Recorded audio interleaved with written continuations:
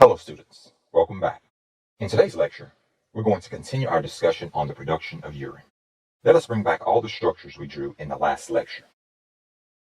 In the previous lecture, we discussed two of the possible four fates of blood that enters the kidney.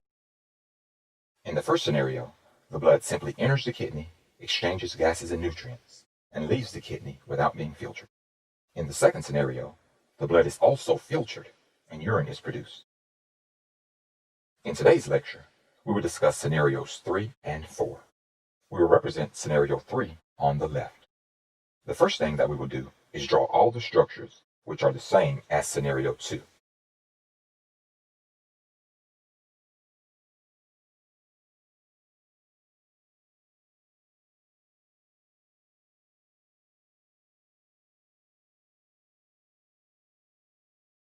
As you can see, scenario 3 on the surface is almost identical to that of scenario number 2. There are three differences that we will indicate here. First, on the right, the renal corpuscle is positioned higher within the cortex, and on the left, the corpuscle is next to the medulla. Secondly, on the right, the nephron loop dips very little into the medulla, and the nephron loop on the left extends all the way through the medulla. The third difference has to do with the capillaries. On the right, the capillaries are mainly associated with the convoluted tubules. On the left, the capillaries are associated with the nephron loop.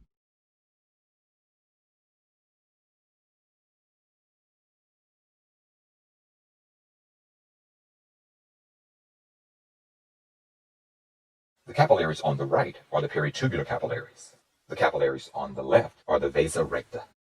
Shown here are two renal functional units which produce urine. These smallest functional units of the kidney are called nephrons.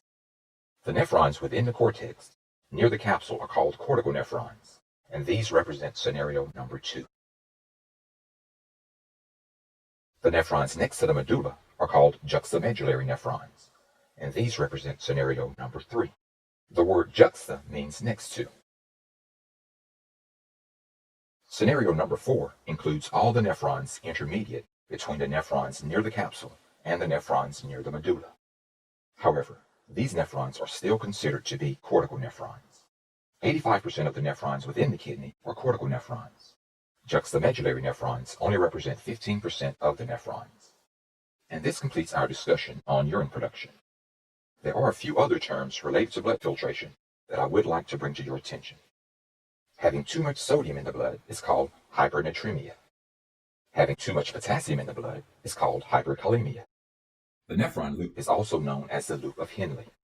Fluid overload is having too much water in the blood, and this can lead to pulmonary edema. Each kidney contains approximately 1.2 million nephrons.